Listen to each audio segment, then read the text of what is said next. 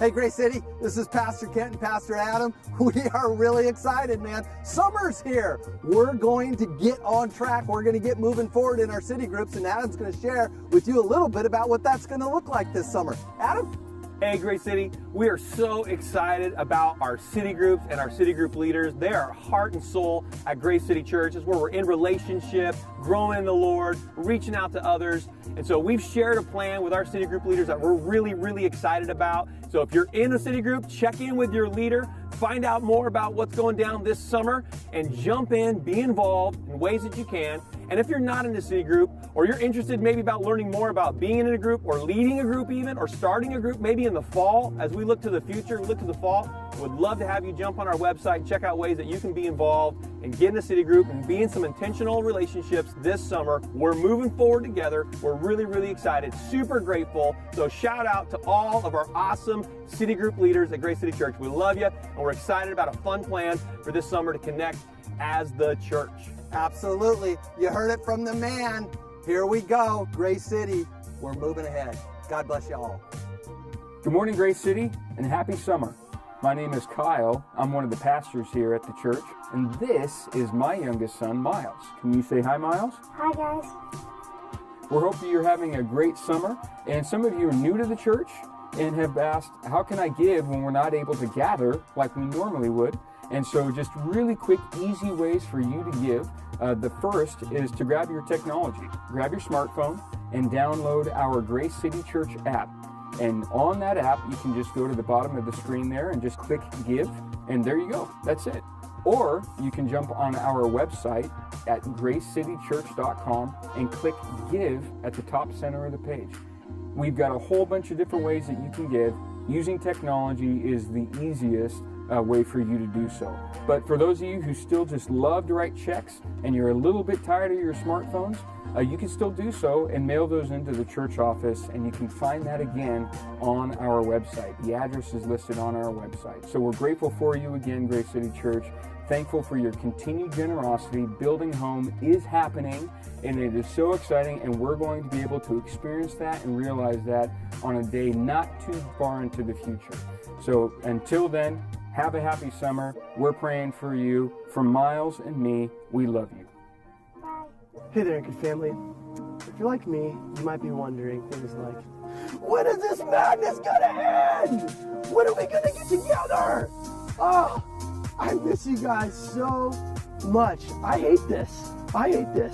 But I'm excited to let you know that we finally have some light at the end of the tunnel. If everything goes to plan, then on August 5th, that's our first Wednesday in August, the Fun in the Sun events will begin. And oh my goodness, it's gonna be awesome. So throughout the month of July, what we're asking is that you just do all that you can to be together.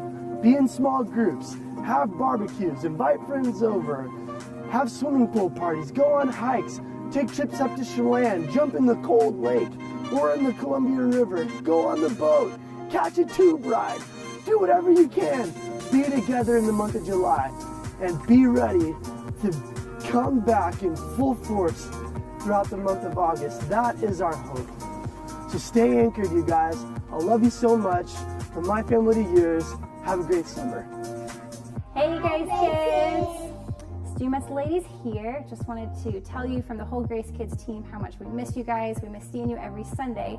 And so we thought it would be fun to show you a little bit of our new Grace Kids building, where we are looking forward to seeing you guys hopefully so soon. So we're in one of the preschool rooms, and it is looking so great. It's got big windows, there's so much space, and it even has a cool kid-sized sink. Perfect.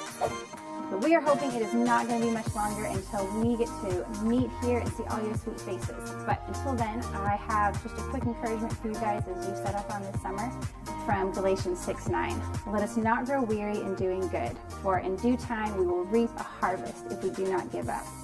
I know the last couple months have been tiring and we are weary, and it's hard to know what the next couple months are going to bring, but we trust God is working. And I want to encourage you guys to press in. Parents, keep pressing in with your kids.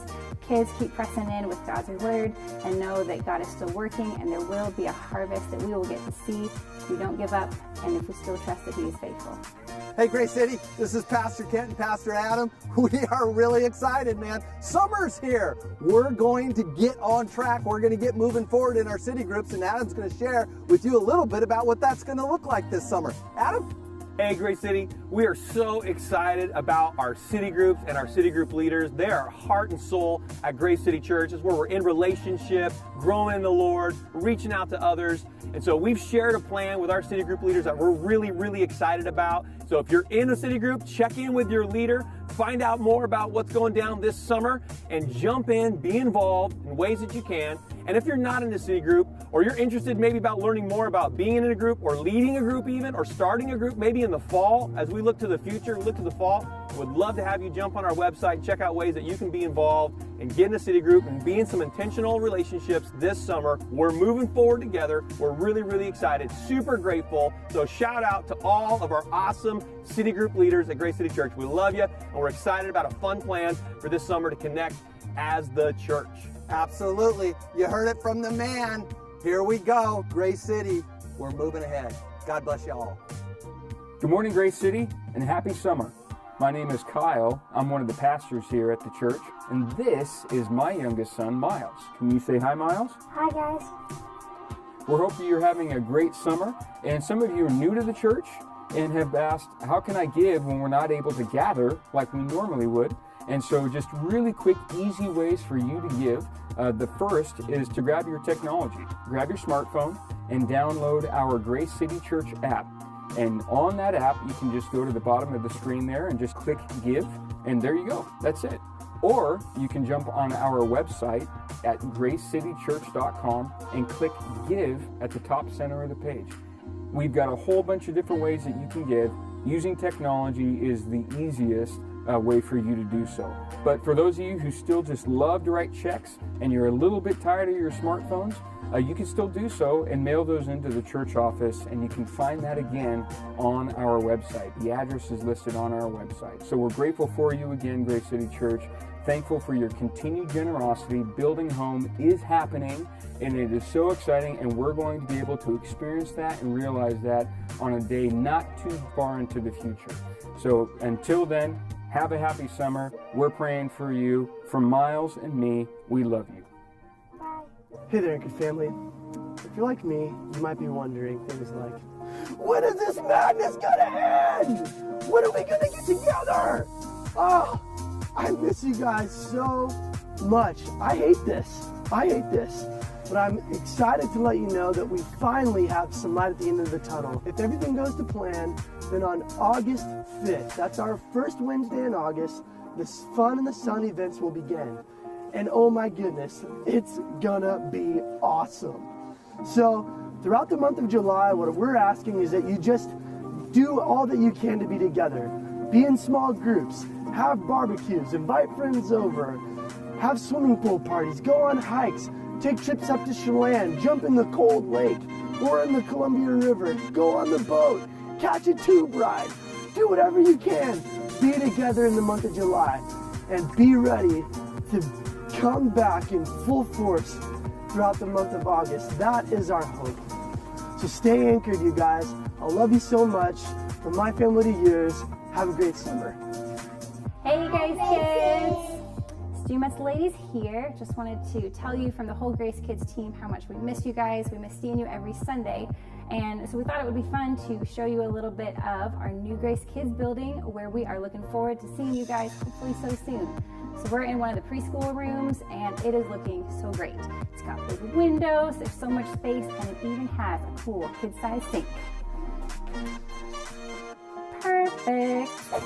But we are hoping it is not going to be much longer until we get to meet here and see all your sweet faces. But until then, I have just a quick encouragement for you guys as you set up on this summer from Galatians 6:9. Let us not grow weary in doing good, for in due time we will reap a harvest if we do not give up. I know the last couple months have been tiring and we are weary, and it's hard to know what the next couple months are going to bring, but we trust God is working. And I want to encourage you guys to press in. Parents, keep pressing in with your kids. Kids, keep pressing in with God's word, and know that God is still working, and there will be a harvest that we will get to see if we don't give up and if we still trust that He is faithful. Good morning, Grace City Church family. On this 4th of July weekend, where we as Americans celebrate the birth of our nation, I wanted to take a moment to remind us why we should be so grateful for the nation in which we live. And in a time when some of these reasons seem to have been forgotten, I wanted to make sure I said it clearly and succinctly, so I've written it down here to read to you. Hopefully this little extended call to worship will encourage you today. Now, it's not a secret that I love America. I love the people of America. I love the story of America. I love the opportunities America affords every citizen. But I get it. That by no means implies we haven't been without our struggles, our mistakes, our sin, and our shortcomings. Nobody thinks that. But the reason isn't because of some problem out there. The reason has always been and continues to be in here. That America has and always will be made up of people who are sinners, just like you and me. That's a tension we're always going to experience. But there is a rich history of opportunity, redemption, healing, brotherhood, honor, courage, valor, fortitude, grit, determination, and that childlike hunger to explore, risk, and step out that has marked our nation's history. It's that pioneering spirit that led those settlers across the Badlands of the Dakotas and over the Oregon Trail until they hit the Pacific Ocean. But they didn't stop there. Just a few generations later, the same pioneering spirit that led Lewis and Clark to climb rivers and cross mountains to place their foot on the sands of the Oregon coast would lead Neil Armstrong to cross atmospheres and the heavens themselves to put his foot on the moon, and a million stories in between. But my love for America goes beyond the stories of struggle, strife, and overcoming. I love the vision of life and what the world could be that lies underneath them all. In other words, my gratefulness for our nation is not merely anecdotal, it's theological. In fact, I would go so far as to say that few nations in the history of the world have come closer to articulating and then systematizing a biblical worldview into the form of a government than the United States of America. Which means, I think the vision and worldview that is in the foundation of our nation, if we can keep it, gives the most chance for the most people to flourish as human beings. If someone were to ask me what I love about America and why I think it offers the best chance for the most people to flourish, which is all any nation can do, I would turn to two documents and give two reasons: values and structure. Values and structure. The first, values, is found in the Declaration of Independence. Listen to these words and the values they so keenly articulate. U.S. Constitution and other writings. As read before Congress on July 4th, 1776, the unanimous declaration of the 13 United States of America, when in the course of human events it becomes necessary for one people to dissolve the political bands which have connected them with another, and to assume among the powers of the earth the separate and equal station to which the laws of nature and of nature's God entitle them, a decent respect to the opinions of mankind requires that they should declare the causes which impel them to the separation. What it's saying there is this, that out of respect for those they were about to break free from, they were going to do the hard work of articulating the values and reasons why. In other words, they were saying that if they were going to undertake this attempt to break free from the tyranny and despotism of the King of Great Britain, that it should not be something done irreverently, irrationally, or cavalierly, but that it should be done carefully and rationally, giving thought and explanation to what they were thinking and doing. This was not an angry mob acting out emotionally. This was measured logic and sound reasoning, and it was undergirded with a theological conviction about the laws of nature and nature's God that grant men and women certain rights, of which he would make clear in the next sentence. We hold these truths to be self-evident, that all men are created equal, that they are endowed by their Creator with certain unalienable rights, that among these are life, liberty, and the pursuit of happiness, are the foundational rationales given for the creation of the United States. Thomas Jefferson was actually borrowing that phrase from the 17th century English philosopher John Locke, except he tweaked the phrase a bit. When John Locke wrote these words, he actually said life, liberty, and property. But as a student of Aristotle, the Greek philosopher, Jefferson knew that it was impossible for citizens to experience happiness as a nation apart from ownership of property. So when he says the pursuit of happiness, he's also saying quite literally the ownership and enjoyment of one's own property. But it's so much more than that.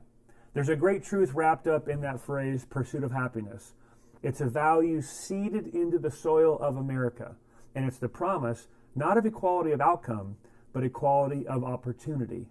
A massively critical component to comprehend if you're going to understand the genius of the American experiment. But he goes on, that to secure these rights, governments are instituted among men, deriving their just powers from the consent of the governed. This is a mind-blowing statement. It means that never again could the people gripe or complain about their government as helpless outsiders, precisely because the government under which they would live was to now draw its powers and marching orders from us, we the people. A government made up by the people, for the people. Which meant if the government ever began exercising power that the people felt was unjust, they could get involved and change it.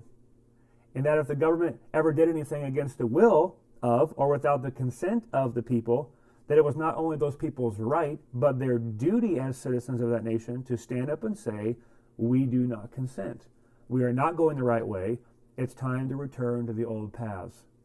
Which means, and this is the crazy part, the scary part, the amazing part, it means that we as the people are responsible for the health and strength and direction of the nation in which we live. Meaning, if we are going to be faithful Christians working for the good of the nation in which God has called us to dwell, we have not only the opportunity, but an obligation to engage in the process and be involved. Isn't that amazing? What dignity that gives every man and woman. So my first answer to why I'm grateful for America is to go to the Declaration of Independence that started the dance in the first place and see the values it espouses.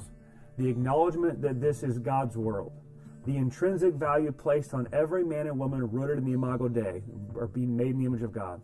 The commitment to maintaining a man and woman's right to be given the same opportunity to pursue happiness, and the people's responsibility to participate in that government to ensure it never becomes an oppressive regime. Meaning the government was never designed to provide equal outcomes to everyone, but to ensure equal opportunity to better oneself as one desired. It's incredible. It would be hard to conceive, at least in my mind, any better framework and foundation to start from as a nation. Value and opportunity and responsibility given to every man and woman to make themselves, their community, and their nation better. Now, this point is illustrated no more powerfully than in the flag hanging behind me. That flag was made for me by one of my dear friends, Carlos Rodriguez. Now, I've known Carlos for over 20 years. Carlos's parents, Pascual and Antonia, began bringing their family up to Washington from Mexico as migrant workers. After years and years and years of hard work, they became citizens of the United States of America. And then you know what they did? They bought an orchard. The very orchard they'd been working in for so many years before. And then they raised a family. And then they took advantage through hard work of the equal opportunity afforded to all. And today, they own that orchard and a brand new home on that orchard, free and clear, all with the cash they earned through hard work and diligent savings. And Carlos, as their firstborn, was the first one in his family to graduate from high school, the first one to earn a college degree where I met him at college, and now he serves our community in the noble profession of law enforcement as a Chelan County deputy. And a few years ago, he made that flag for me, and it's one of my prized possessions. He made it out of old barnwood. A handmade flag by the son of a migrant worker who now owns a piece of American dirt, and whose son helps keep my and his community safe by putting on the uniform and standing on the thin blue line, and who, by the way, along with his wife Kelly, helped plant Grace City Church. Do I love America? Absolutely, you bet I do. For the second reason I'd give as to why I'm grateful on this 4th of July for our nation, I'd go to a second document, the Constitution, and I'd answer it with this word, structure.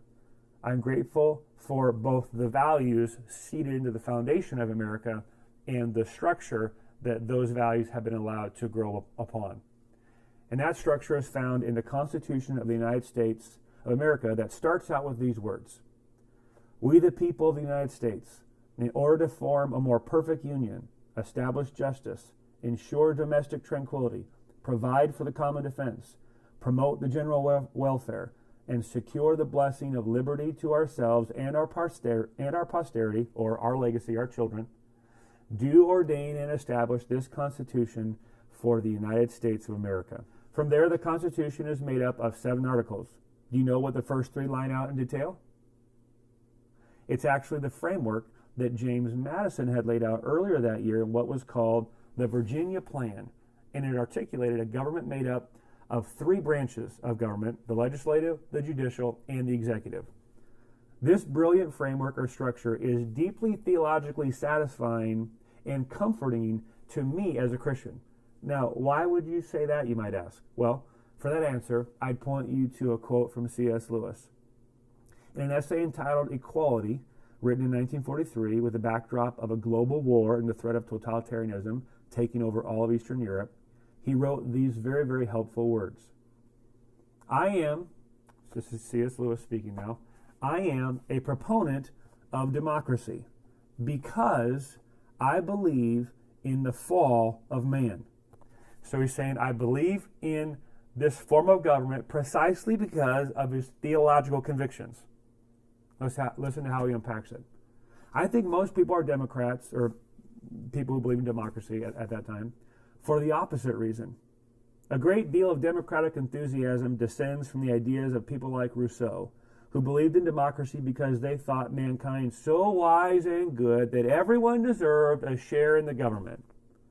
The danger of defending democracy on those grounds is that they are not true. Whenever their weakness is exposed, the people who prefer tyranny make capital out of the exposure. I find that they're not true without looking further than myself. I don't deserve a share in governing a hen roost, much less a nation. Nor do most people. All the people, now this is crazy, listen to this. This is 1943. All the people who believe shallow advertisements and think in only catchwords and spread rumors. Catchwords. Think Twitter here. Think 140 characters. Think memes and Facebook posts. Nor do most people deserve to govern a nation. All the people who believe in mere advertisements, shallow advertisements, thinking catchwords, and spread rumors.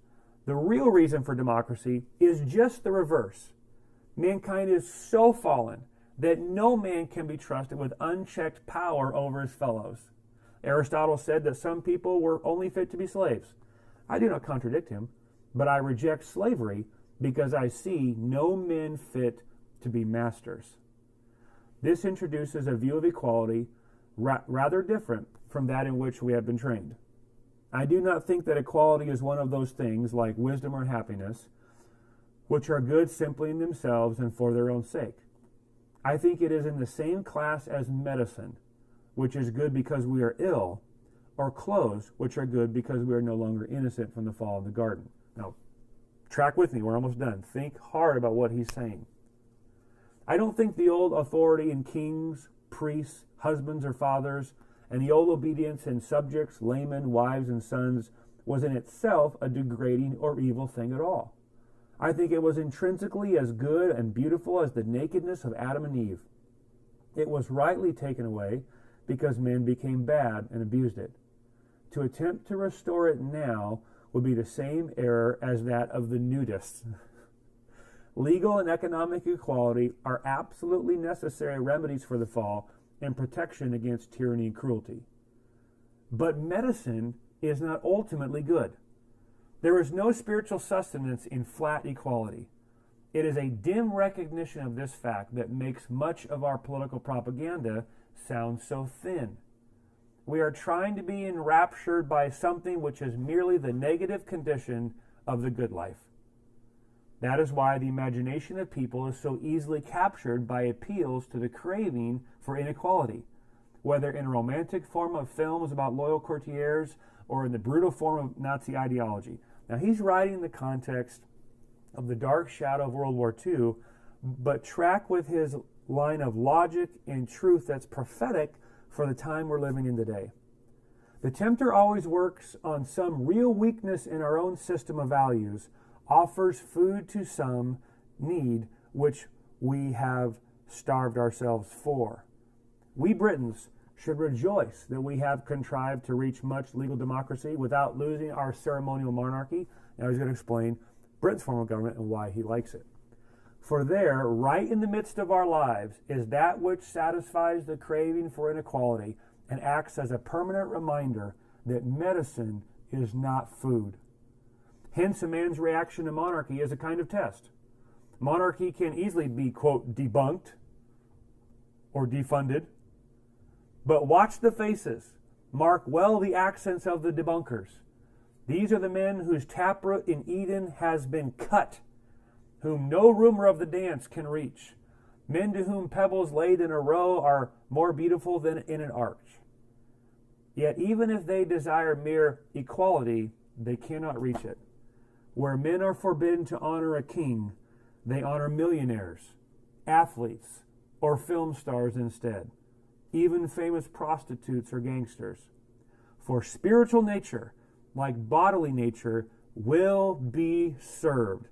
Deny it food, and it will gobble poison. Now, I don't know if you can track that. You're sitting in your house listening to me read on a video. The depth of truth that he's writing in 1943 that's reading the mail of our nation today. So what's he saying? He's saying that because of the fall, no one man should be entrusted with ultimate power over everyone. And so a democratic republic is probably as good as it's going to get here on earth, but it's not the best. We were made for more, and we know it. We were made to serve a king. And in the absence of a king to admire, live for, and worship with our allegiance and our lives, we will find one. And all substitute kings are lesser kings than the true king. Which is why, on this 4th of July, I happily celebrate with my family and encourage you to do the same. Our nation, its founding, its history, its values of liberty, freedom, equality of opportunity, and responsibility of its citizenry to keep that vision on the tracks that all men are created equal, and to renew our commitment to working to keep it strong and make it stronger for our own posterity. But I also readily admit that it will never be perfect, nor will it be ultimately satisfying, which means all of us will often be disenchanted or frustrated or disappointed because we were made to serve a perfect king. So the lot of the Christian is to live in this experiment we call America and participate in a way that would be salt and light to its health and wholeness, while never losing sight and always looking to the true King of Kings, Jesus Christ, who is, by the way, right now on his throne, ruling and reigning over all things and doing it well. He's not worried. He's not fretting. Heaven isn't in danger of being overrun or overtaken by a mob. That was attempted once, and Jesus quickly dealt with that in casting Satan down to earth. And he will accomplish his purposes, and he will protect his people, and he'll build his kingdom, and all who take refuge in him will find ultimately and eternally that which any earthly nation can only offer in part: life, liberty, and the apprehension and attainment ultimately of happiness. In other words, America in all of her glory is only a distant shadow of what heaven will be in full living color. So I want to turn to a final document on this 4th of July weekend, the ultimate document that gives us this truth to encourage our hearts as our call to worship. We find these encouraging words in Psalm chapter 11. In the Lord I take refuge. How can you say to my soul, flee like a bird to your mountain? For behold, the wicked bend the bow. They have fitted their arrows to the string to shoot in the dark at the upright of heart. If the foundations are destroyed, what can the righteous do? The Lord is in his holy temple. The Lord's throne is in heaven. His eyes see, his eyelids test the children of men. The Lord tests the righteous, but his soul hates the wicked and the one who loves violence. Let him rain coals on the wicked, fire and sulfur, and a scorching wind shall be the portion of their cup. For the Lord is righteous. He loves righteous deeds, and the upright shall behold his face. Father, thank you that we can gather together as a church family with our city groups in over 70 homes and many individuals in cars and trucks and at places of work and in their own homes. We can gather as a single church family, standing under and submitting to and living under the blessing of the rule and reign of King Jesus. Father, thank you for this 4th of July, a wonderful time to remember the many thousands of blessings that we experience living here in this nation, purchased for us by the blood of many men and women who've gone on before. I pray we would not waste that legacy, but that we would build on that legacy for the good and flourishing of those to come after us. And Lord, this morning, as we worship you together and lift our voices now to sing and press into your word, would you use this corporate opportunity to gather, even as we do online, to build up and to strengthen the body of Christ? We ask for all these things in Jesus' name. Amen.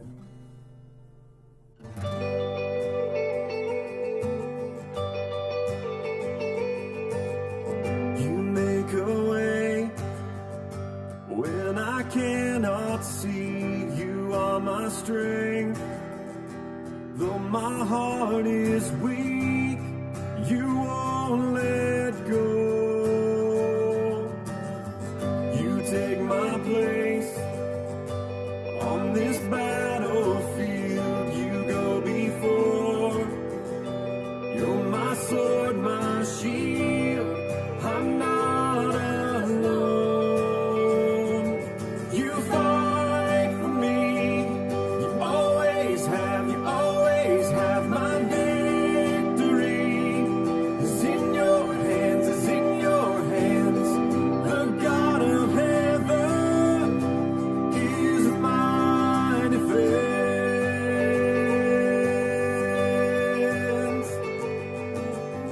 No weapon formed shall get to me. The enemy underneath your feet, my God, my hope. I know you won't let go. You fight for me. Always have my victory. It's in your hands, it's in your hands. The God of heaven is my defense. And I will not fear, though armies will rise. I will not fear, for you are on my side. Oh, I will not fear, though armies will rise. I will not fear, for you are on my side. You fight for me. You always have my victory. It's in your hands, it's in your hands. The God of heaven is my defense.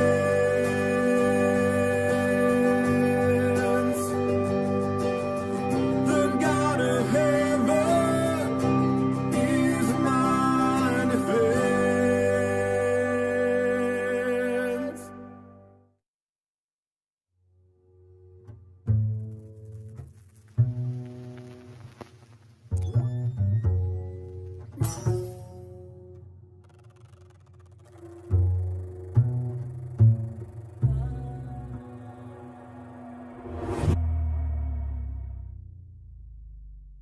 Okay, well, welcome to week 2 of From the Vault, the series where we are going back in time to enjoy some old school Grace City stories and Grace City sermons.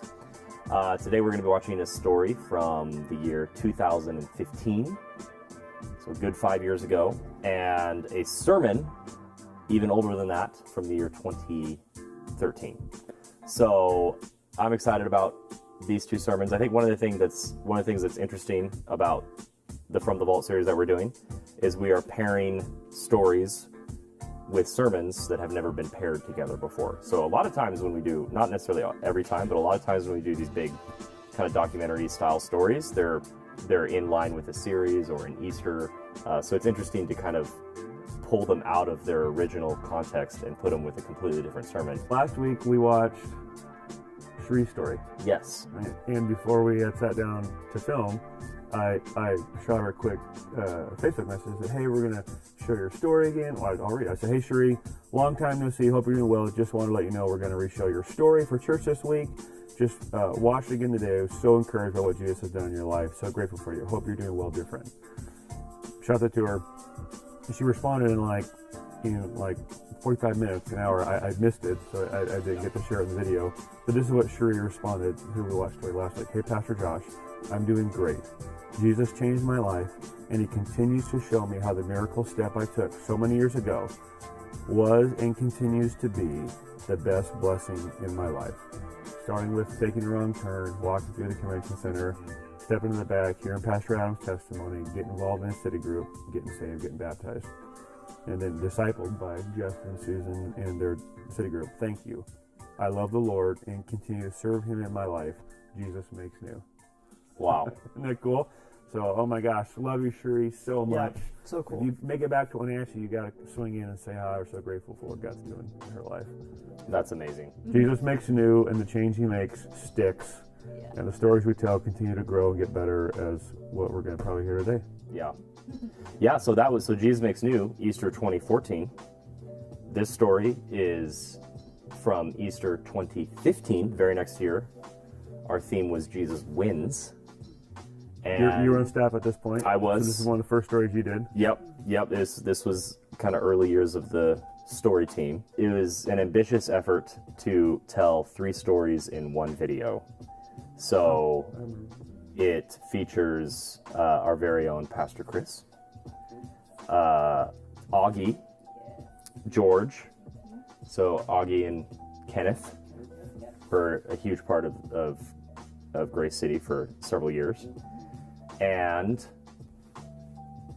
last but not least, Very own Pastor Chess. The guy who sits in the front row and always gets up and goes to the bathroom. Yep. So this is shared my testimony for not the first time, but the first time on camera.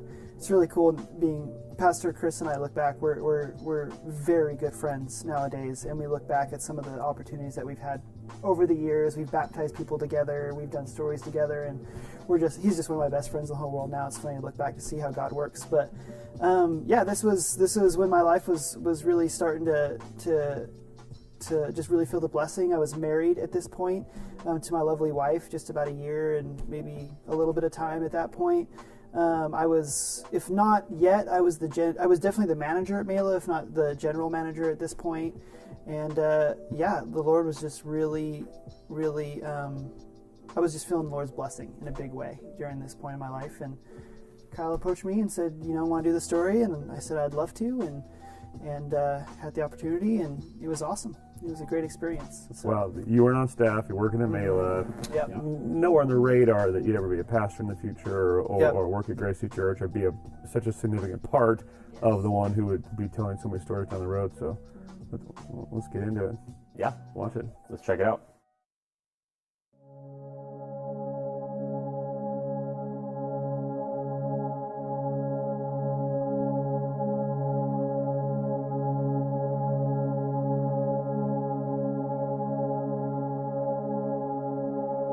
I was born in Latvia, which is Eastern Europe. We ended up immigrating to the US in '91. My father was physically abusive because it was the culture that we were in, and everybody knew it. Nobody did anything about it. and we just kind of continue on in life. So I went on thinking that nobody cared, nobody wanted to help. That's just what I believed, and that's what I saw. As that continued to be something that I believed and saw, that turned into bitterness and anger and hatred. I'd say about age 13 or 14, I started experimenting with drinking whiskey instead of being in, first hour class in the morning. Sexually active when I was 15. Had a steady girlfriend at that time. I got her pregnant when I was 17. She got an abortion. One of my biggest regrets is letting her go through with that.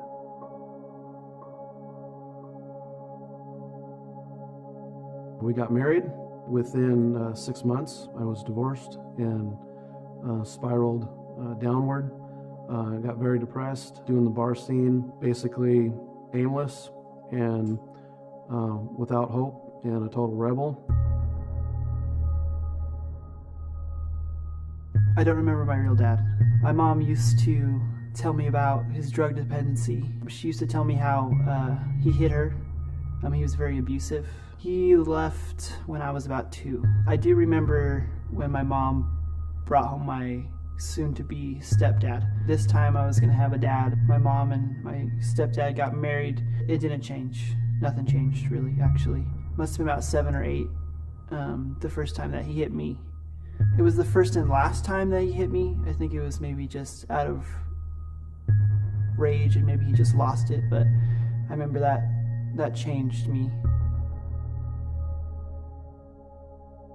I used people and people used me, and that's just the way the world worked. I found a lot of my identity in the boyfriends that I had or the parties that I went to. I didn't really have any self-worth. I didn't have anything. I didn't value anything. It was the same cycle of bitterness, anger, hatred. At 18, I had an abortion and I went by myself, and I didn't really have any emotion or feeling when I walked in. And after the surgery, I walked out, didn't have any feeling, and just kind of went about my day. I had this guilt that I couldn't carry, that was too heavy for me, and I was self-condemning and thinking I wasn't worth anything. It was the worst thing in the world. I wanted something or someone to save me because I couldn't do it by myself.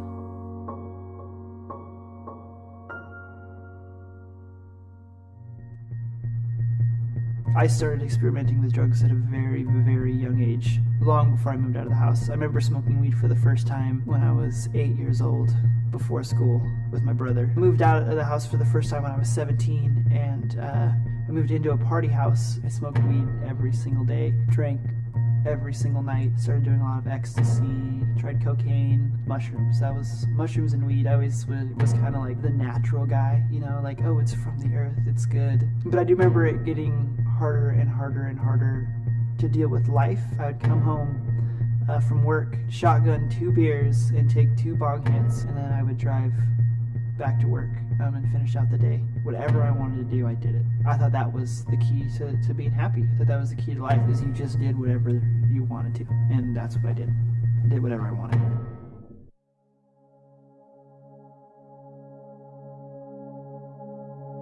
At the suggestion of my mom, she said, hey, why don't you go out to New Life Community Church? I heard that it's a big church and there's a lot of young people going there. I went to church every week for 8 weeks. I was starting to feel convicted. I remember driving down the road thinking, okay, I got to do business with God right now. So I pulled off on a dirt road in a field, sat there in my truck, and I asked Jesus to forgive me my sins, and I repented. Asked him to come and live in me and change my desires and save me and adopt me into his family. And it was genuine.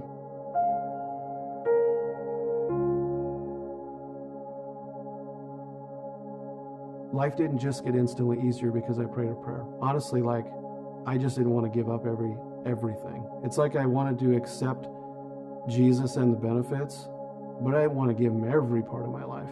What I used to do without a care in the world, I was now doing and feeling very convicted. That conviction led to depression because I wasn't rightly believing the gospel. On more than one occasion, I just wanted to end my life. Driving down a mountain pass, I made the decision right there that, okay, this is it. I'm going out. And I'm going to do it right now before I can talk myself out of it. So I hit the gas. I was at 120. There's got to be somewhere along this stretch of road, one corner that doesn't have a guardrail, and then I'm going to just go flying off. All four wheels locked up, and I was sliding sideways for a long distance. Right before I hit a guardrail, I stopped. First thing I did was thanked God for preserving me.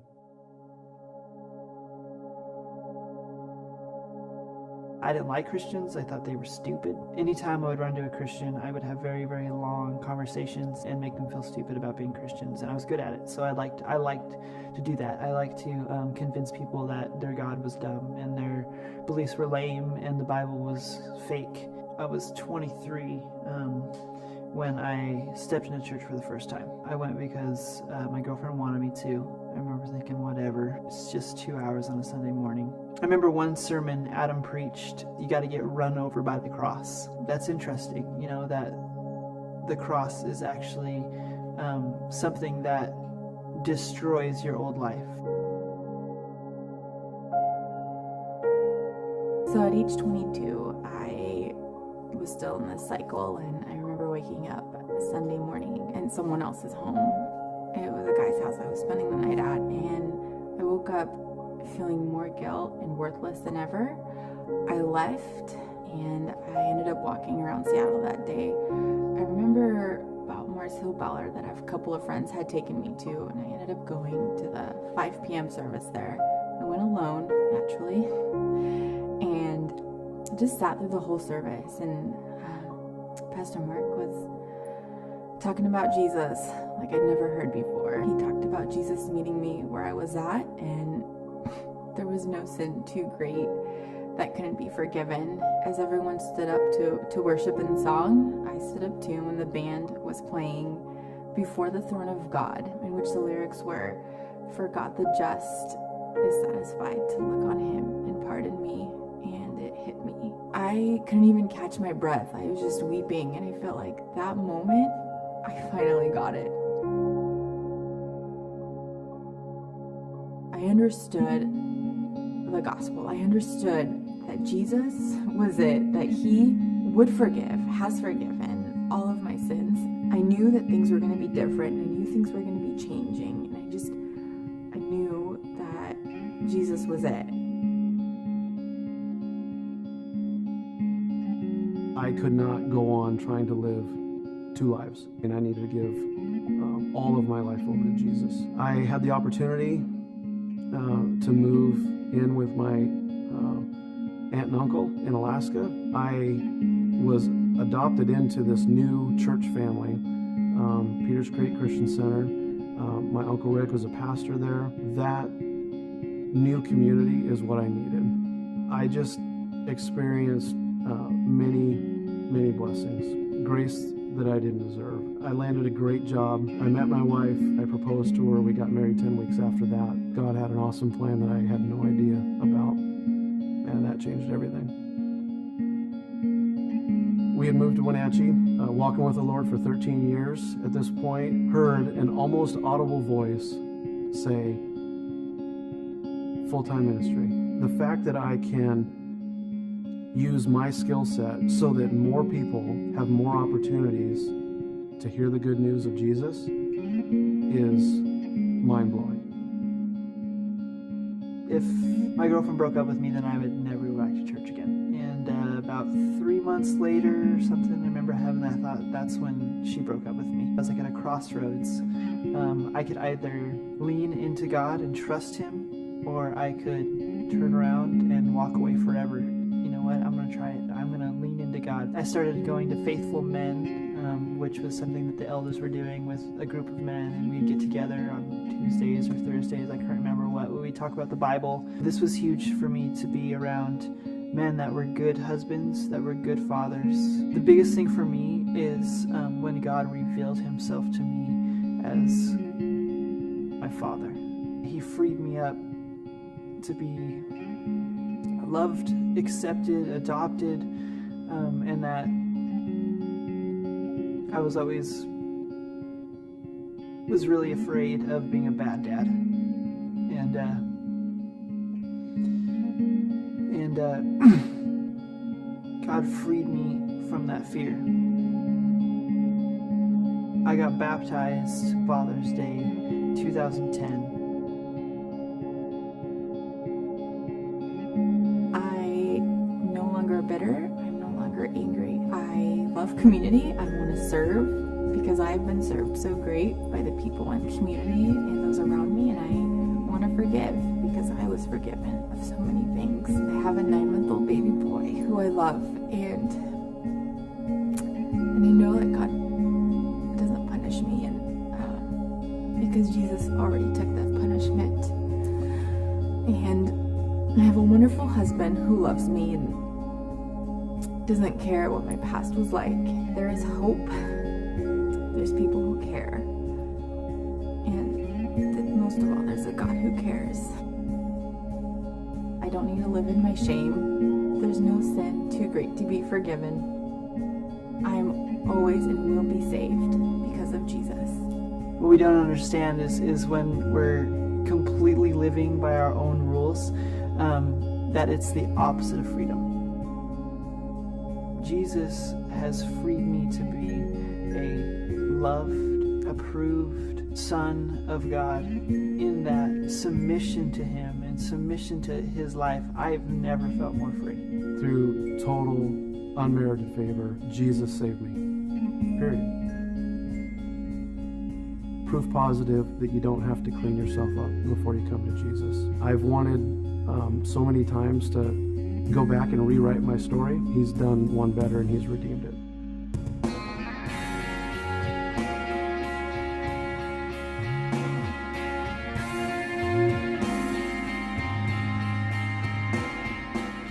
Nothing in this world can satisfy like Jesus Christ. I have experienced enough of it to say it is all fake compared to what is in the love of Jesus Christ. It is the only real thing in this world.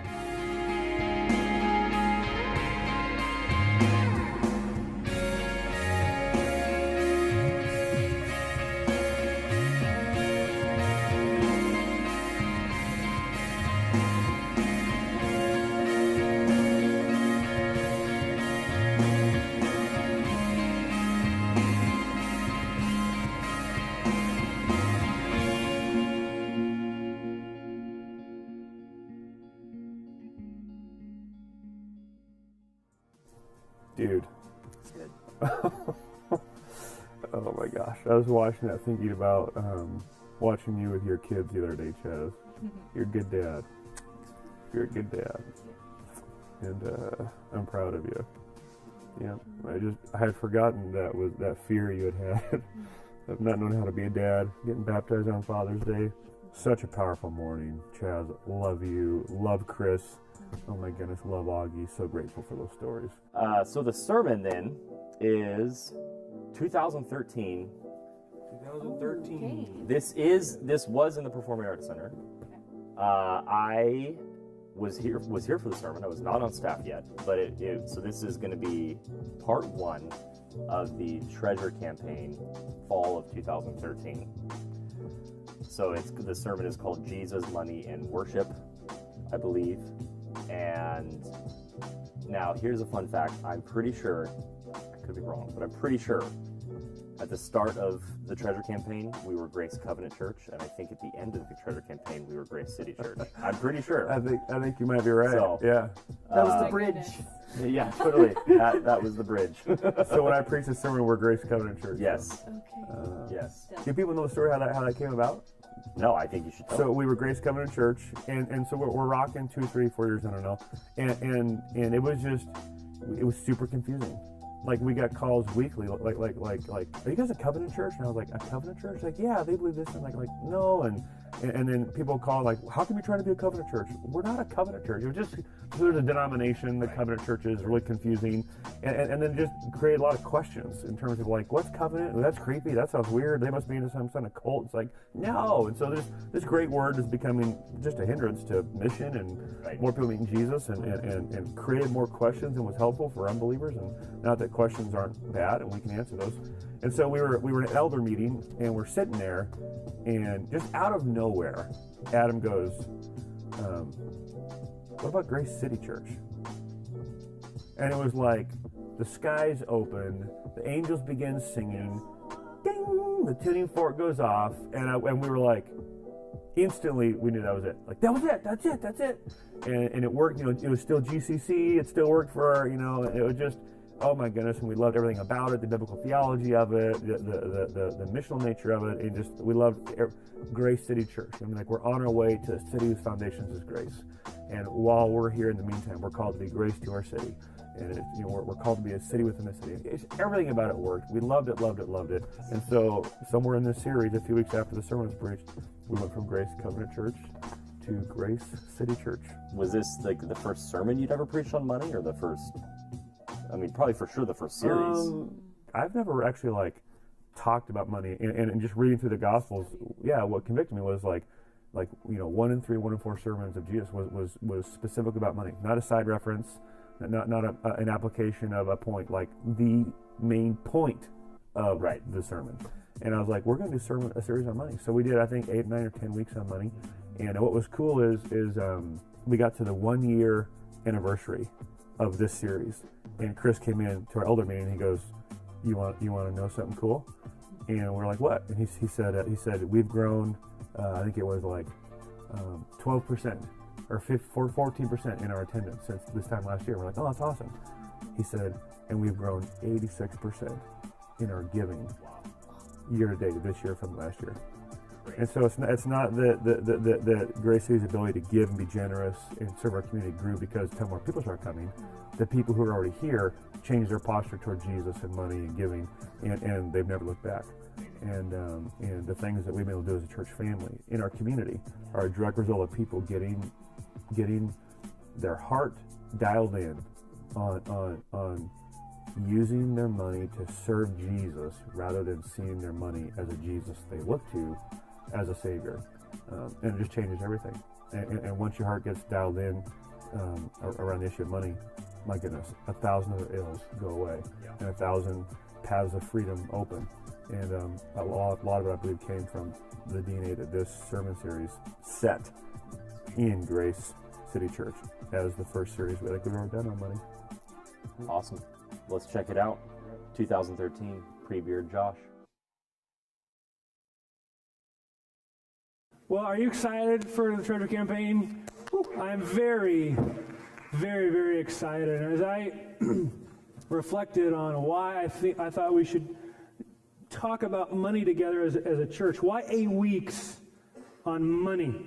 Why 8 weeks focused solely on the topic of money? I began just writing out for myself personally different reasons why I thought we should, and it became an entire sermon of its own, and so I scrapped that. But I want to give you a few of those reasons as we begin turning our mind toward this topic of money. Reason number one was that we live in a world with money. You're like, I showed up for that? Well, hang on. It's true, right? We live in a world that has money, that uses money, where money exists. In God's design, in His economy, in His plan, money was created for a purpose, to hold value, to contain and store value in the exchange of goods for the broader good and flourishing of humanity. It's the purpose of money. It's what money is. And depending about what we think about money or feel about money will determine how we act in relationship to money. And how we act about money will determine and shape the direction of our life. Now, money can be a curse or money can be a blessing.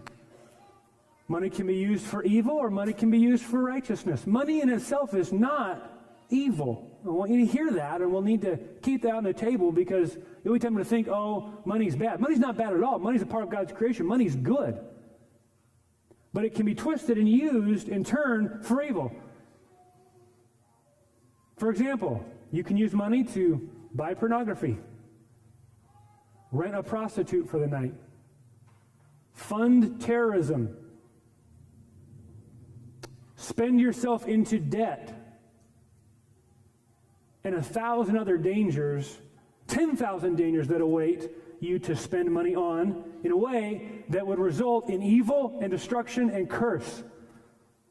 Conversely, money can be spent to clothe those who have none, to feed those who have no food, to fund the education of those who can't afford it, to provide for the basic needs of those God's placed in your care in your home. Money can be used to fund the progress of the planting of more churches and the advancement of God's kingdom. Money can be used for many, many wonderful things in the blessing of people and the receiving of blessing and how we spend it. So money is not evil in and of itself. Money is neutral. The heart we bring to the topic of money determines how we then spend it, which results in either blessing or curse. There is no middle ground when it comes to money. It will either bring blessing into your life or curses in your life. It will either bless others or it will act as a great evil to others. Money's just crazy, isn't it? Money's one of those things that can poison you if you have it, and can poison you if you don't have it. Isn't that amazing? So, why are we going to spend 8 weeks on money? Because we live in a world where money exists, and we interact with money 1,000 times a day. Many of you have already made dozens and dozens of decisions in relationship to money before you even got here this morning. You're wearing clothes that you made a decision to spend money on, and you made a decision what store to go to and how much money to spend on those certain clothes, depending on your need or your desire or your want for shelter from temperatures or image to project to others or a certain status in society you want to put yourself in, whether you can afford it or not. You've made money with your hair, what kind of haircut you're going to get, how much you're going to spend to get it, what kind of shampoo you're going to have, run-of-the-mill shampoo or the Huckster shampoo, that will make you world famous and shiny and all this kind of stuff. And you can spend $70,000 on a bottle of shampoo. Staggering. I would walk through Target and I was like, they're charging that much for a... Are you kidding me? You can spend money on makeup. Some of you would spend too much on it. Some of you should probably spend a little more. I mean, makeup, Just kidding. Some of you were late this morning because your wife was putting on too much makeup, or because you slept in because you were up watching a movie you spent money on to rent, or you forgot to eat breakfast and so you stopped to buy the $17 cup of coffee. And it bugged you because you could have eaten for 50 cents at home, but you ran out of time because you stayed up too late watching the movie you purchased, and so now you're buying a $17 cup of coffee to replace what could have been a 50-cent breakfast, and that's bugging you. Or you're loving it. You do that 3 times a day. You got in a car that you purchased with money you had or money you didn't have. When you determined what kind of vehicle you felt you needed for your family and your standard of living, you got in that car this morning and it made you feel embarrassed by what you're driving, or made you feel good, hope people see you today, or you didn't think about it at all. Maybe either way, you spent money to get it. You put gas in that car to drive it here. If you're here this morning, it means you're not working to earn income, so you've decided not to work on this day, set it aside to rest. Many people aren't here because they have to work, because they have to provide money to sustain their living. Money's everywhere. You've made dozens of decisions regarding money before you even got here this morning. And you'll make more decisions when you leave. Where we're going to go to eat, we're going to go to McDonald's, or we're going to go to Cafe Rio, or we're going to go to the Windmill. Where we're going to go? We can eat for $5, $10, or $30. Where we're going to go? What do I want to have? How much will it cost me? You're making decisions, cost-benefit analysis, constantly, dozens and dozens of times a day. Now, some of you are here, and you haven't spent any money today. That doesn't negate the fact that money's been spent on you. My kids are here. Have you guys spent any money today? No. You haven't? Where'd you get those clothes? I gave them to you. That's right. What does that mean? What did I have to do? I had to spend money on that. So they didn't spend money on it, but somebody did. Did you guys eat this morning? What'd you have? Cereal? Did you buy that cereal? No. I did. That's right. Did you have money to buy it if you wanted to? Well, yeah, a little bit. It wouldn't get you very far, though, would it? So even if you're here and you haven't spent money yourself, money's been spent on you today somewhere, somehow. Money's everywhere, man. And how we interact with money and how we make decisions about money will shape and determine the direction our life takes. It's not as if we interact with money once, make a decision, and never interact with it again. Our heart interacts and wrestles with money dozens and dozens of times a day. So it's a pretty important issue. Second reason why we wanted to spend 8 weeks on talking about it as a family is because Jesus talked about it a lot. In fact, he talked about it more than any other topic in the Bible. He talked about more than parenting. He talked about more than sexuality. He talked about more than marriage. He talked about more than family. He talked about it more than ethics and morality. And he talked about more than hell and heaven combined. He talked about more than love, faith, and hope combined. Jesus' favorite topic of teaching, instruction, exhortation, rebuke was the topic of money. Now, what does that tell you about Jesus? He was profoundly perceptive on that which you would struggle with the most every day in your life. I have several friends that are not Christians and they're wrestling with, is the Bible true? And is Jesus who he said he was? And we have great conversations. And one of the things I was telling them was one of the cool things about the Bible is that the Bible isn't like this old book written 2,000 years ago about some people that, wore funny clothes and ate funny food and lived in a funny time and now they're dead and gone. But we can learn some nice moral lessons from them. But we've progressed and we're now here in time, space, history, 2,000 years later, living a disconnected life. No. That's not the Bible. The Bible and the story the Bible tells exists above and over and outside of the time we find ourselves in today. So the Bible is telling a story with an overarching storyline that we are finding ourselves in the middle of right now. So the Bible tells us where we came from, the Bible tells us how it's going to end, and we're in the middle of it right now. Therefore, when Jesus talks to us about things like money, it's not because he's some old relic, old Jewish teacher in the past that had some good thoughts. It's because he is the living, reigning, alive right now Lord and Savior who looked ahead in time and looked back in time and looks down right now in time and sees what you will struggle with the most. Therefore, he weighted his teaching accordingly to help you, to serve you, to love you because he's good like that. That's Jesus.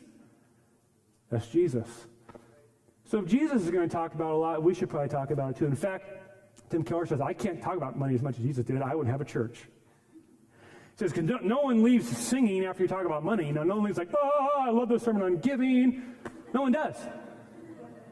But if we preached on money as much as Jesus did, the same percentage, I would preach a sermon focused solely on money or possessions or wealth every 4 Sundays. That's something else. So we have felt it right for us to take 8 weeks and focus our time, our energy, our attention, our hearts on the teaching of Jesus, money, and the pursuit of happiness because they are all intertwined together. Now I'm going to give you 5 statements and I want you to ask yourself if you think they're true or not. And I don't want you to wrestle with if they're true or not in relationship to what you think. I want you to ask yourself, is this true in relationship to what I've experienced? Is this true in relationship to how I live my life? Okay? Statement number 1. Every penny you've ever spent was spent as an act of worship. You just think. Every penny you've ever spent was spent as an act of worship. Statement number 2. Every penny you've ever spent was spent in the pursuit of happiness. Every penny you've ever spent was spent in the pursuit of happiness. Some of you are thinking, I don't know, man. I've spent a lot of money on things that weren't necessarily making me happy, like medical bills. I had something to respond with, you did a cost-benefit analysis that if you didn't pay those bills, it'd bring more sadness in your life and pain in your life than you want to deal with. So you spent that money to pay that bill off to avoid pain in your pursuit of happiness. Statement number 3, every penny you've ever spent was spent in the service of a master. Every penny you've ever spent was spent as an act of worship, was spent in the pursuit of happiness, was spent serving a master. Statement number 4, every penny you've ever spent was spent in the pursuit of acquiring a treasure. And lastly, every penny you've ever spent was and is affecting your eternity. 5 statements I'm going to throw out there for you to think about and evaluate over and against your own life experience to see if they are true or not. And if they are, then this topic of money could not be any more important. If happiness and who we serve and what we treasure and who we worship and where we're going is on the line, it's a big deal. It's a big deal. Now, who's this message for, these series of messages for? Because I realize there's a massive variety in the socioeconomic status of people in the room. There's my kiddos who don't make any money at all. Yet, they're learning to work hard, and we're learning how that works, and we're going to talk about children in the process as we go through the series. There's some of you here make $25,000 a year. There's some in the room I know make $25,000 a week. Am I only speaking to the lower socioeconomic status, or the middle of the road, or the upper 5%? I'm aiming all of my arrows at the entire grid. Jesus' teaching and his perspective and his exhortations will hit you wherever you are at, whether you make no money or you make more money you know what to do with. Some of you here are stressed to the max because of money or lack thereof. Some of you are here stressed to the max because of money and how much you have. Some of you are stressed because of the debt you've built up. Some of you are in such a deep hole you don't see any way out. You are buried and you are overwhelmed. Some of you are here because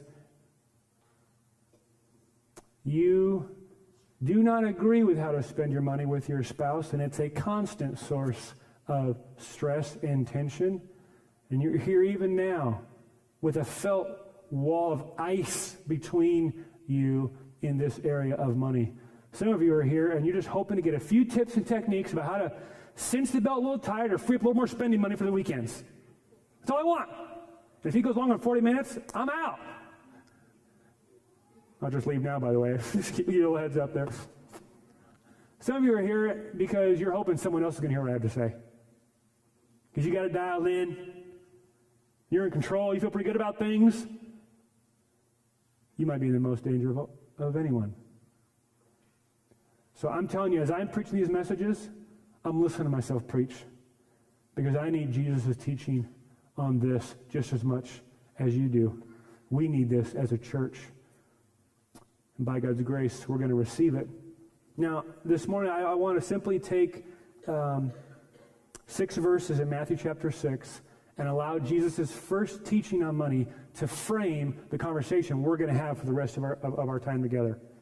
So just a few big truths to put out on the table for us as foundational principles to understand when we come to this conversation of money. So by God's grace, we're praying that Jesus' teaching here will frame the conversation so we might rightly have the conversation to the benefit of our soul. Amen? Okay. Verse 19, let's read it together. Matthew chapter 6, verse 19. Do not lay up for yourself treasures on earth where moth and rust destroy and where thieves break in and steal. But lay up for yourself treasures in heaven where neither moth nor rust destroys and where thieves do not break in and steal. Now this is coming from Jesus' Sermon on the Mount. It's his first sermon given. It's one of the greatest sermons ever written or delivered, and it's unpacking what it looks like to be controlled by the gospel and how that would get fleshed out in everyday life. And he says, for where your treasure is, verse 21, there your heart will be also. Verse 22, the eye is the lamp of the body, so if your eye is healthy, your whole body will be full of light. But if your eye is bad, and your whole body will be full of darkness. If then the light in you is darkness, how great is that darkness? Verse 24, no one can serve two masters, for either he will hate the one and love the other, or he'll be devoted to the one and despise the other. You cannot serve both God and money. 3 couplets in this simple teaching on money that Jesus inaugurates his teaching on money in the Bible with, and we'll look at each of those couplets in succession, draw out a few helpful observations, and then bring it to a conclusion at the end. First couplet is 2 treasuries. 2 treasuries. Jesus' framework that he's giving us to understand how to think about money is that there are 2 treasuries in which you are constantly and continually putting investments into. He says the first treasury is the treasury of earth. What does he say about that treasury? He says, don't put any money in that. If you put treasure in that treasury, moths will eat it, rust will destroy it, thieves will break in and steal it. Therefore, you need to put your treasures in a different treasury, namely the heavenly treasury, where moths can't get to it and rust doesn't exist and thieves can't steal it. What does he mean by that? I think one observation to make is that Jesus isn't against you investing or amassing wealth. He's just not. What he's concerned with is you investing in the wrong place and amassing wealth that won't last. Jesus is not saying wealth should be rejected. Rather, and staggeringly so, Jesus is saying wealth should be pursued. That's crazy. Some of you have come from an understanding of Christianity that says wealth is to be rejected, money is to be shunned, and any pursuit of happiness should be abandoned, because for me to follow Jesus means I got to deny myself, take up my cross, and sting myself with many pangs, and grit my teeth and gut it out, and just try not to sin as much as other people and still have as much fun as non-believers. That's what it means for you in your head to follow Jesus. And I'm here to tell you that's a perverted vision of Christianity. That's not Jesus' Christianity. Jesus never appealed to anyone to deny themselves ultimately in following him. Jesus always used the hook of reward. Even Luke 9:23. Deny yourself, pick up your cross, and follow me. That's his exhortation. Why does he give that exhortation? Read the verse before it. If you want to save your life, you must lose your life. What did he just do? He just appealed to your natural desire for reward, right? You want to save your life? You want the reward of life? I do. Great. Here's how you get it. You want treasure? You want wealth? You want happiness? You want joy? I do. Okay, great. Let me tell you how to do it. Jesus never calls us to deny ourselves. He calls us to deny short-term pleasures so that we might invest in long-term pleasures. Jesus isn't against you investing. He's just against you investing in the wrong spot. See, this here in Matthew chapter 6, verse 19 is like the ultimate insider trading tip. Right? Except it's not conjecture. It's truth. It's not speculation. It's promise. If you put your money here, you will lose it. It will crash. It will fall. Bottom will fall out. You'll lose it. If you put it here, the interest return on this baby will blow your mind. He's saying if you choose to take treasure and keep it, you'll lose it.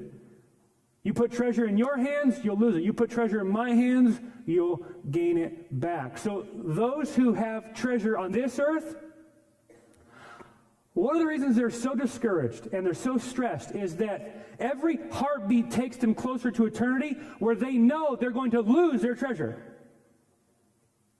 Every person who's put their treasure in heaven knows with every heartbeat they're coming closer to gaining it. One becomes despaired. One increasingly becomes full of hope. King Tut, one of the richest men to live during his day, believed that in this religious folklore that when he died, he would take all the treasure he amassed with him and enjoy it in paradise somewhere forever. When researchers and discoverers found his tomb, where his body lay entombed in this golden diamond, casket sort of mummified thingamajig, that's a technical term for that. What did they find with him? Every treasure he'd ever collected. Joke's on him. He's gone. It stayed. Johnny Rockefeller, one of the richest Americans to ever live in New York City, died. When he died, one of his friends approached John Rockefeller's accountant and said, "Hey, just curious, how much did John D. leave when he died?" The accountant looked at him and he was like, "He left all of it." He didn't take one thing with him. He left it all. There's no hearse. There's no U-Hauls, trailers on hearse. When you die, you're gone. You don't take it with you. Jesus isn't against you amassing wealth. He's against you amassing wealth in the wrong thing and in the wrong place. Interesting, people are always looking for a safe place to put their money, aren't they? And how the mutual funds doing? Stocks, bonds, Roth IRAs, real estate, commodities, stock market. Where's I put my money? You said, I'll tell you where you put your money. You want a return? You store it for yourself treasures in heaven. Now, obviously, that forces the question, what in the world does it mean to store up treasures in heaven, right? And that's the question we're going to spend the rest of our series unpacking. What does it mean to store up treasures in heaven? Jesus is going to show us. 2 treasuries. Which will you invest in? The second couplet Jesus gives us is 2 eyes. 2 eyes. Look at verse 22. The eye is the lamp of the body. So if your eye is healthy, your whole body will be full of light. Verse 23. But if your eye is bad, your whole body will be full of darkness. If then the light in you is darkness, how great is the darkness? What in the world does that mean? He's talking about treasure. He's talking about masters and kings who serve. And right in the middle, he drops this little 2-verse thingamajig on eyes, a good eye and a bad eye. What in the world does it mean with that teaching? And was that put there on accident or on purpose? Here's what I think he means. An eye functions with one simple purpose: to give your body perspective. Your eye exists to take in light, like this room is giving us light, so that you can then see things in the room and navigate it appropriately. You can see hazards, you can see chairs, you can see aisles, you can see people, and the information your mind takes in through the light of the eyes helps you navigate the room and keep you from hurting yourself or other people. But if your eye is bad or clouded or misreading the information it thinks it's seeing, then it will give your brain bad info and you'll make decisions that will bring harm to yourself or those around you, right? Pretty simple. Jesus is saying, so too do you have 2 sets of eyes. You have the eyes in your head that you see all of physical life with, but you also have eyes in your heart. And what the eyes of your heart set their gaze upon will determine and direct what the eyes of your head set their gaze on. Isn't that crazy? It's like 2 parallel moving barrels on a shotgun, you know what I mean? Where one gets pointed, the other gets pointed. Meaning you've never set your eyes upon something physically that you haven't already gazed upon it in your heart. For instance, you've never looked lustfully upon a woman on a computer screen or crossing a street that you didn't first look upon lustfully with the eyes of your heart. The eyes of your heart simply followed. The eyes of your head just simply followed where the eyes of your heart were going. Jesus is saying, if the eyes of your heart are clouded, the eyes in your head will be clouded, and you'll see, and you'll read, and you'll understand things wrongly. If your perspective is clouded, you will think that treasure here on earth is where it's at, rather than treasure on heaven, and you'll spend all of your life amassing that, avoiding this, and you'll bring death and destruction and ruin to yourself and maybe the lives of many of those around you. But if the eyes of your heart understand and perceive rightly, they'll flood the whole body with light and bring great blessing and safety to your body and those around you. It'd be like getting on a plane. I've been getting on a plane a lot lately, traveling around, and it'd be like getting on a plane and sitting down in row 23, seat D, and sitting next to a person and talking and shouting, how you doing? I'm good too. Okay, great. And I always hate that conversation because you know what they inevitably ask. What do you do? And then I'm tempted to lie through my teeth, you know. Delta team member. SEAL Team 6. Working special ops right now. You know, I'm a banker. Oh, cool. I'm a math teacher. Oh, cool.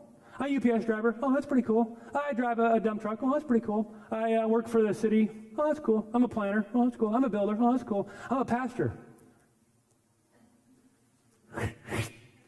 Paper goes up. Earbuds go in. Conversation over. I mean, so if you're talking to someone and they're bugging you, just play that card.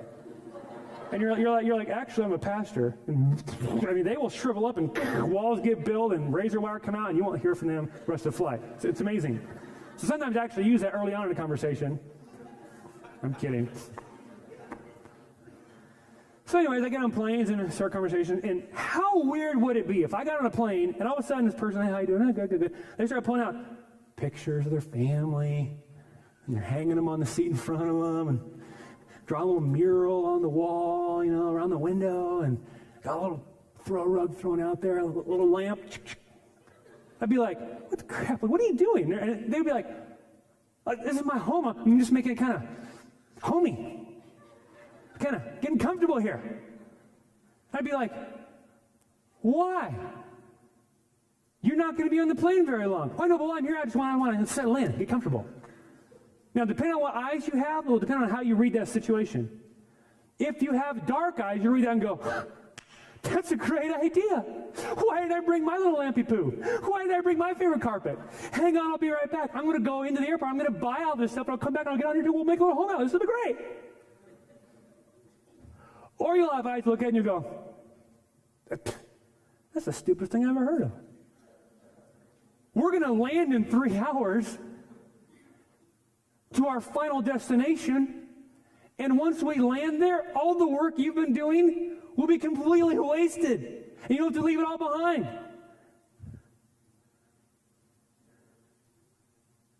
Yet many of us have spent hours, months, weeks, years, thousands of dollars decorating row 23, seat D, as if that's our home. And Jesus is saying, you need eyes in your heart to look at that and go, that's a waste of time. Because when this plane lands, and it will land soon, if I spend all my money on making that my home, rather than saving it to spend on the home I'm going to forever, I've been a fool. 2 treasuries where you can invest and store treasure. One you will lose. One you could have forever. 2 eyes in ways you can see the world. One, the here and now is all I'm going to have, so I got to get it while I can. Or the here and now is simply a period of time when God has allowed me to invest for the future. You see, no investment strategist, no financial counselor tells anyone to play the 30-day game. Okay, take all your money and you need to play the 30-day game. That's what you should do with your money. Nobody counsels that way. What Sean Gross tells people in financial planning is you need to play the 30-year game. You need to take your wealth, and if you want good return on it, and you want good return on the investment and good interest stacked up so you can use it and enjoy it for long term, you need to not risk it all in the volatile, high-risk, short-term game. You need to put it into the lower risk, high-yield, safer, long-term game. And Jesus, as the ultimate investment strategist, as the ultimate financial counselor, comes and says, you know what? Don't play the 30-year game. Play the 30 million year game. You're on this plane for but a breath. I mean, this is a Wenatchee to Seattle puddle hopping trip. Don't play the short-term game. Play the long-term game. Don't play the 30-day game or the 30-year game. Play the 30 million year game, meaning you take every cent and you say, how can I spend this so that I'll be getting yield and return on it 30 million years from now? That's the game Jesus is calling us to play. He's not against your happiness. He's not against your amassing wealth. He's not against you making money. He's against you using it and spending it frivolously and foolishly to your own detriment, because Jesus is probably more for your happiness than even you are. Two treasuries where we can place our earthly treasures, two eyes in which we can see the world, and lastly, two kings. Two kings. Verse 24. Now, no one can serve two masters, for either he will hate the one and love the other, or he will be devoted to the one and despise the other. You cannot serve God and, finish it, money. Maybe he's not talking about money here. Maybe the treasures are like, our time and our talent, and maybe our treasures are our thoughts. And maybe our treasures are, maybe Josh isn't really talking about money. What do you think he's talking about? I think Jesus is talking about money. And he leaves no room for equivocation here. This isn't, you'll really love one and you'll sort of love the other, or you'll kind of like them both. What's he saying? You will serve, love, give allegiance to, sacrifice for one and despise the other, or you will serve, love, give allegiance, sacrifice one and hate the other. No middle ground. Jesus just blows it up, doesn't he? He comes in and says, you know what? On this one, there is no third road. There just isn't. So the conversation of money is really a conversation about a war going on in the heart and soul of every person who can hear my voice right now. And the war is a war between two kings, both kings vying for your affections, both kings requiring ultimate allegiance, both kings calling you to obey them, both kings promising reward, but only one can deliver.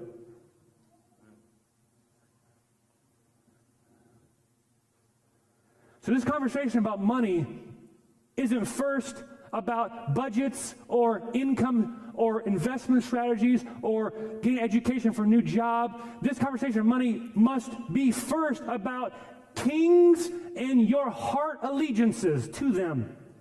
That's the framework Jesus puts the conversation in. And if we let it fall into anything lesser than that, we'll be missing completely the weight in which this conversation holds. Because nothing short of your eternity, your happiness, your worship, who you serve, and what you treasure is at stake. Oh man, the stakes could not be higher. Now, how do we know what we treasure? How do we know which king we're serving? Jesus gives us a hint here, I think, in verse 21 when he says, for where your treasure is, there your what? Heart will be. Now, the heart is used by the writers of the Bible and Jesus as a teacher to signify the seat of the emotion, the innermost being of a person, where their will and their desires and their affections originate from.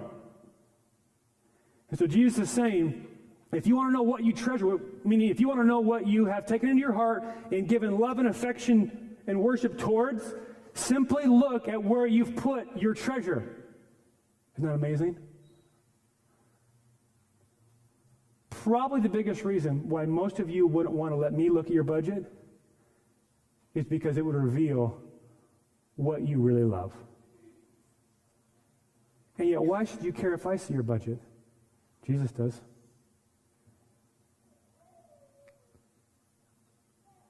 And how you spend your money and how you view money and how you feel about money reveals who you worship. Now, when we worship money, we call that idolatry.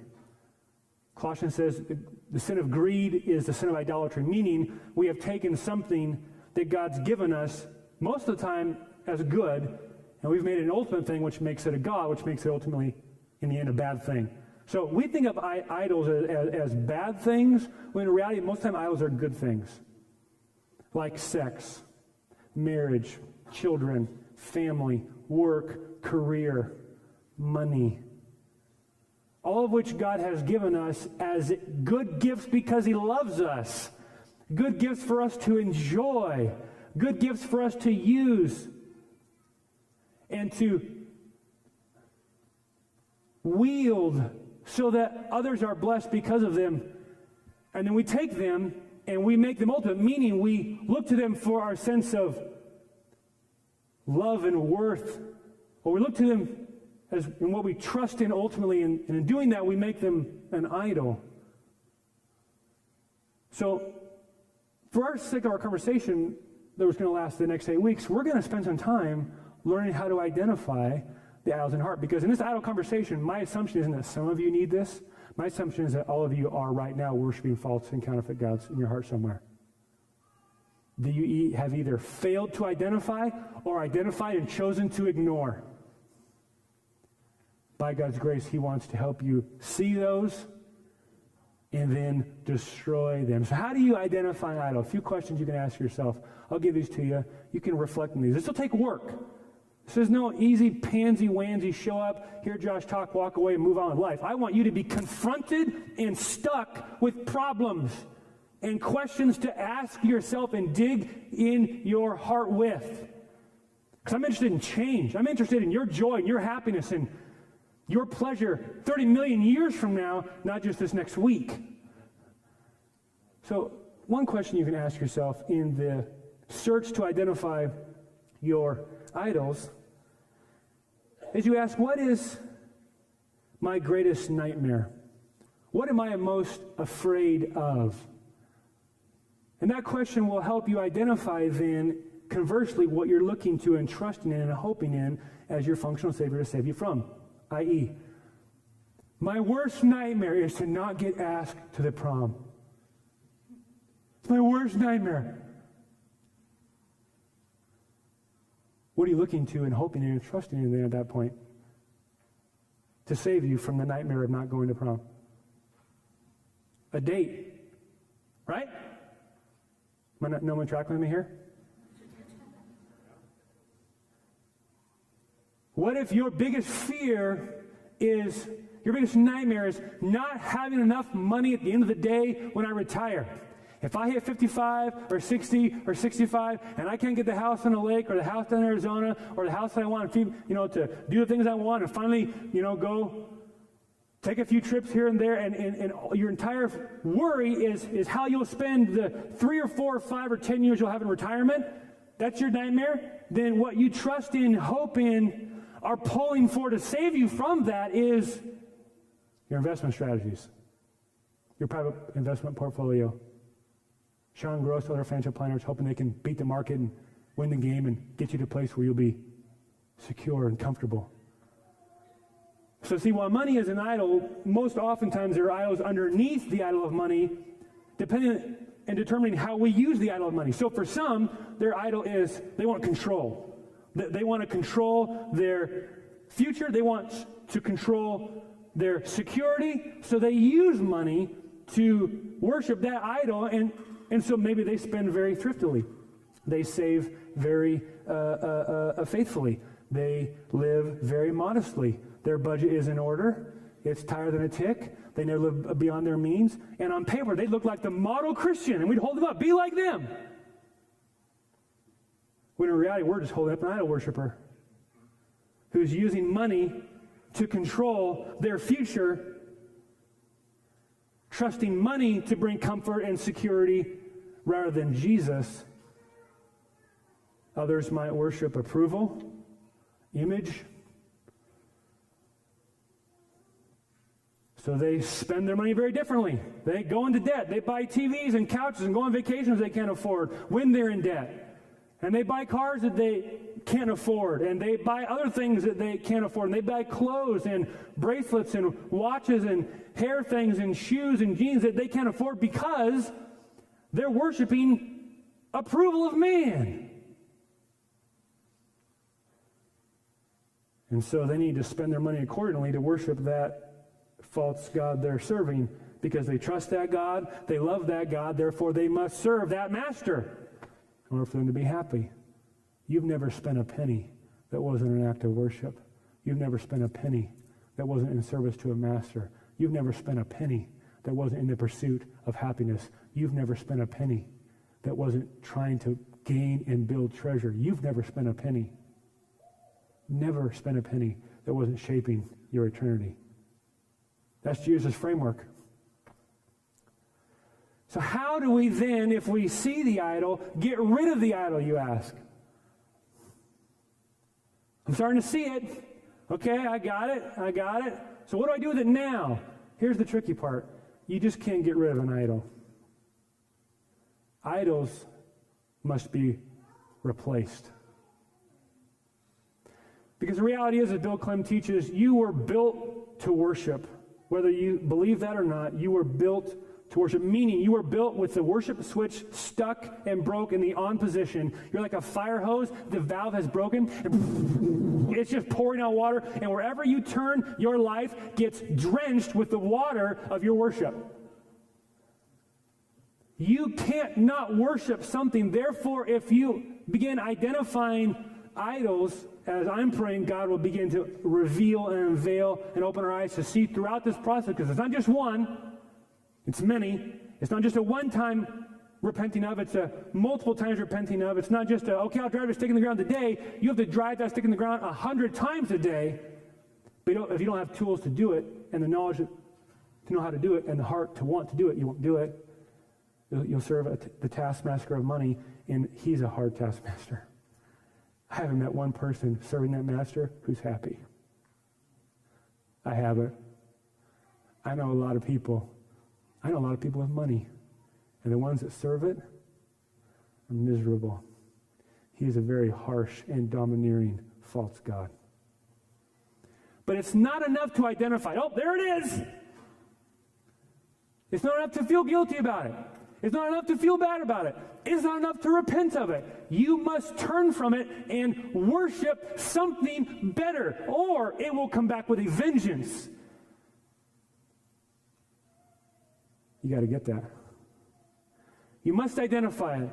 You must confess it. You must repent of it. But then you must replace it with something greater, grander, more glorious, more beautiful, more wonderful, more promise of return on happiness. Otherwise, you will fold when the next false god comes along and promises something you think is better. Jesus gives us a great picture of this. You don't need to turn there. You just listen to me read. Matthew 13. The kingdom of heaven, Jesus is teaching, which is synonymous with the kingdom of God, which is synonymous with Christ himself.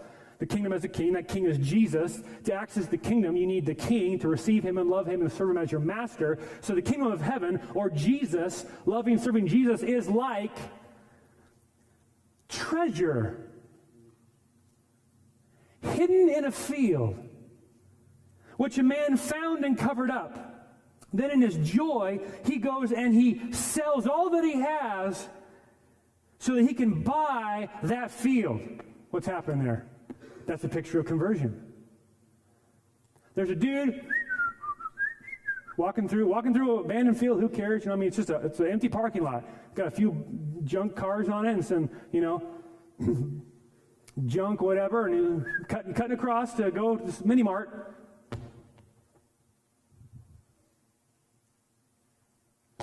What in the world? That's crazy. No. Oh my goodness. Holy crap. Whoa. Man, oh man, oh jeez. Hey, nothing. Tink.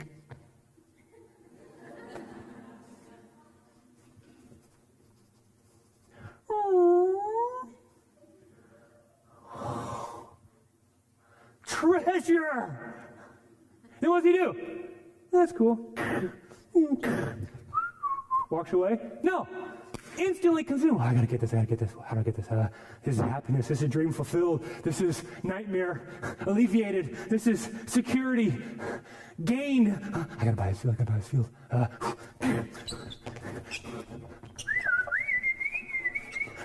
Takes everything he owns and he sells all of it to go buy the field so that he can gain what? The treasure. That's how you get saved. You see Jesus as able to deliver on the promise of making you more happy, more fulfilled than any other promise out there. He's beautiful, he's glorious, and to have him is worth selling everything for. It's a crazy proposition. Go save all of your junk in order to purchase and gain treasure you can afford if you wanted to buy it.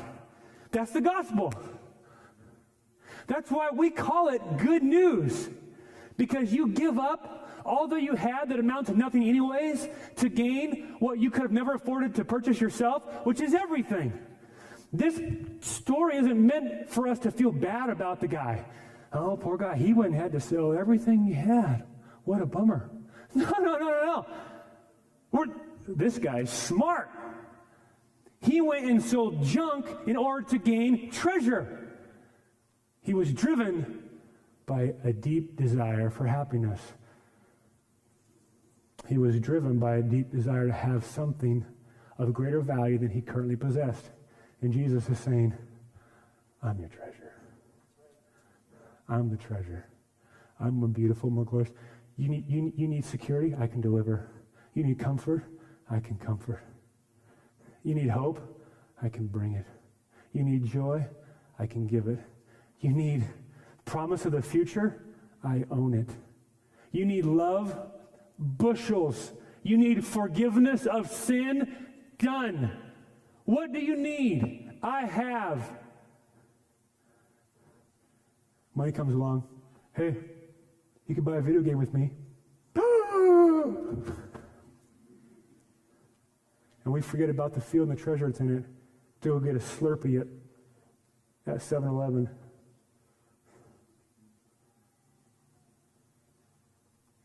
Listen to how Chalmers puts it.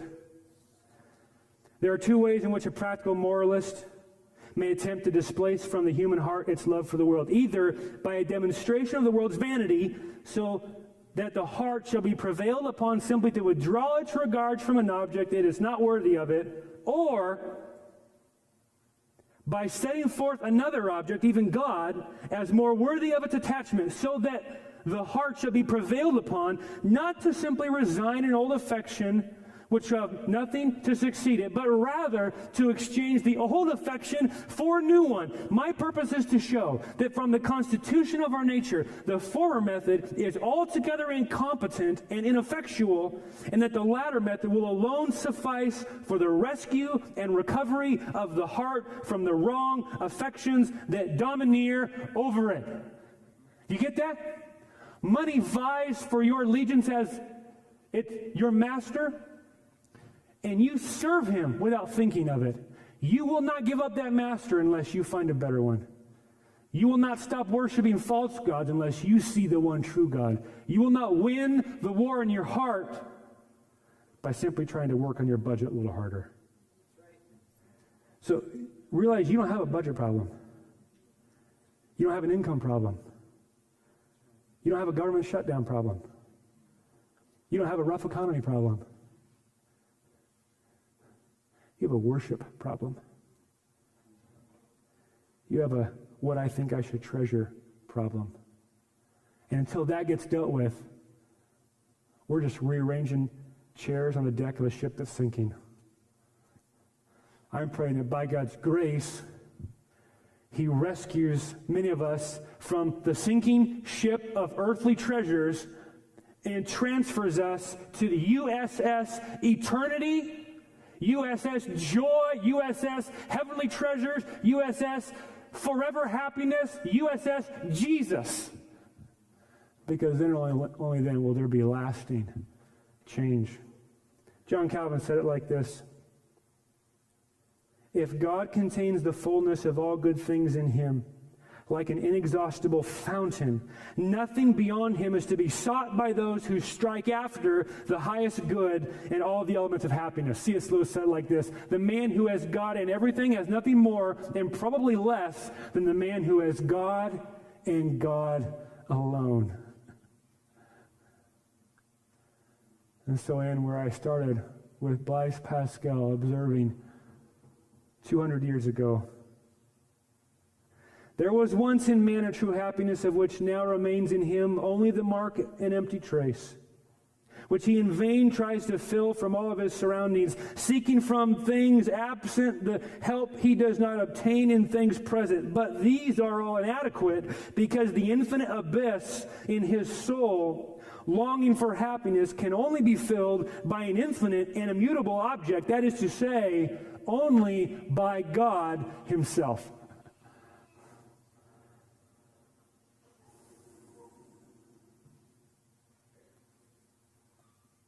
Are you investing your wealth in the right treasuries? Are you observing and perceiving life through the right eyes? Are you serving the one master who won't drive you to your death, but instead will save you from it? See, the crazy thing, as Keller says, is that Jesus comes along and He says, you know, every other treasure you would want to worship requires you die to purchase it. I'm the only treasure you'll ever find who died to purchase you. Every penny you ever spent was spent in the pursuit of happiness. Every penny you've ever spent was spent as an act of worship. Every penny you've ever spent was spent at the service of a master. Every penny you've ever spent was spent accumulating treasure in treasuries. Every penny you've ever spent is shaping and determining your eternity. There is no greater conversation we could have than to talk about Jesus, money, and the pursuit of happiness.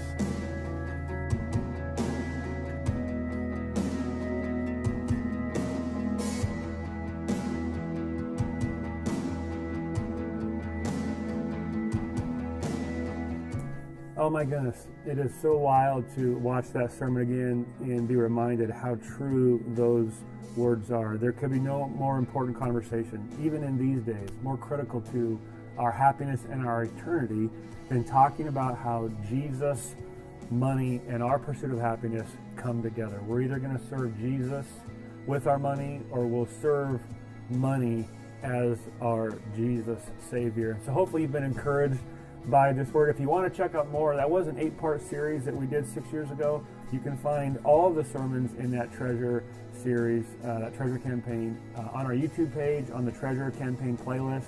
And I get into a lot of practical things later on in the series, and so if that would help serve you or your family, we'd love to make those available free to you on our Grace City Church website and our Grace City Church YouTube page. So as a benediction, I want to close this today with 1 Timothy chapter 6, verses 17. As for the rich in this present age, charge them not to be haughty or proud, nor to set their hope on the uncertainty of riches. And my goodness sakes, we have seen that truth in these last few months, haven't we? The uncertainty of riches. But rather to set their hope on God, who richly provides us with everything to enjoy. They are to do good, to be rich in good works, and to be generous and ready to share. thus storing up treasures for themselves as a good foundation for the future, so that they may take hold of that which is truly life. And you see it even there. Life, liberty, and the pursuit of happiness that God desires for His children to experience in doing good works, in being generous with all they have, and in storing up for themselves treasures in heaven, where they will not just pursue happiness, but obtain it and experience the fullness of it in the presence of God forever. That is our promise. That is our eternity. That is our future that you and I, as sons and daughters of God, have to look forward to. So I hope you're doing well, Grace City Church. Sharon and I miss you. Our family loves you. We pray for you every day, and we're praying you have a wonderful 4th of July weekend with your family, and we look forward to seeing you hopefully very soon. God bless.